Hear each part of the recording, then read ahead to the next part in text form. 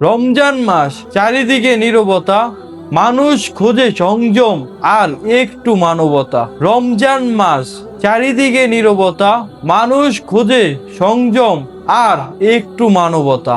কেউ কেউ ব্যস্ত ইবাদতে, কেউ ব্যস্ত দোয়ায়, কেউ কেউ ব্যস্ত ভিডিও বানাতে, ভাইরাল হওয়ার আশায়। Welcome back RK Rajib Hossain 2। আজকে আমরা কথা বলবো রাশিয়ার মেয়ে মনিকা কবিরকে নিয়ে।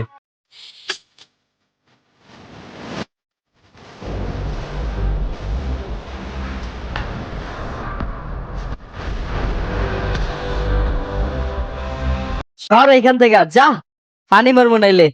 সর সর। দেখো আমার বলদরা, মুরব্বী চাচা আমাকে পিছন দিয়ে মেরে দিল পানি। আবার দেখো আমার দুঃখের সময় ফাটা দুইটা হাসে।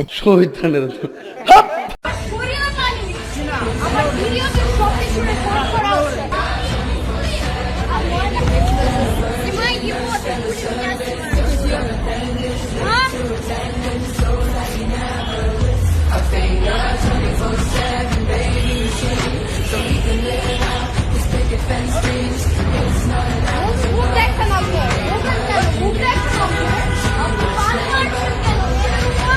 মুরব্বি পানি মেরেছে তাই দোষ হয়েছে, তাই না?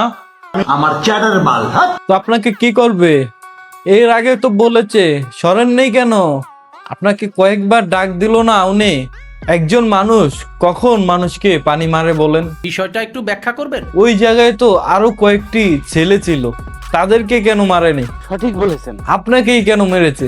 এখন রমজান মাস, রমজান মাসের যদি মানেটাই না বোঝেন, তাহলে তো আপনার বাংলাদেশে থাকার আমি মনে করি অধিকার নেই। নিঃসন্দেহে তুই ঠিক কথা বলেছিস। কেননা রমজান মাসে বাংলাদেশে অনেক হিন্দু ভাইয়েরাও রমজানের সম্মানের স্বার্থে তারাও অশ্লীল কাজ করে না। হিন্দু ভাইয়েরা পর্যন্ত ওপেনলি কিছু খায় না, কোনো অশ্লীল কাজ করে না। সেখানে আপনি এসে এখানে অশ্লীল কাজ করছেন।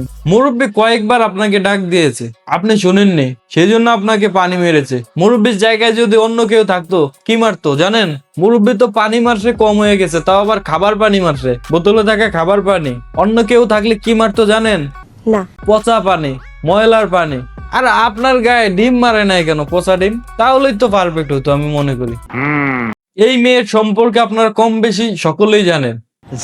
উনি মূলত রাশিয়ার মেয়ে। ও আচ্ছা।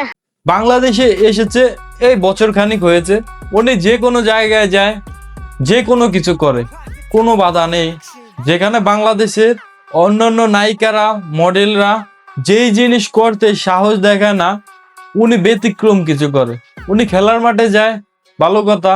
উনি মেলার মাঠে যায়, ভালো কথা। কিন্তু সবকিছু নিয়ে তো ফাইজলামি করা ঠিক না। হ্যাঁ, আপনি বিনোদন দেন, বেশ ভালো কথা। আপনি এর আগে একটি মেট্রো রেলে উঠে কি খেলা দেখেছেন, বেশ ভালো কথা।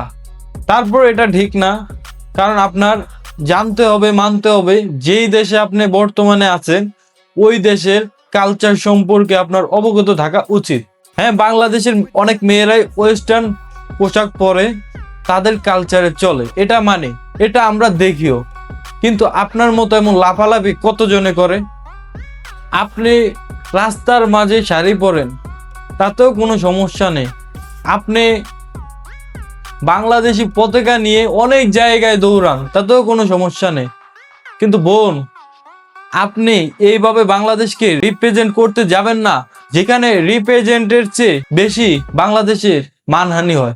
আপনি গিয়েছিলেন একটি গার্মেন্টসে। এরকম নয়, আমি অনেক ভালো মনের মানুষ। আপনি খারাপ মানুষ না। এটা কেমন কথা?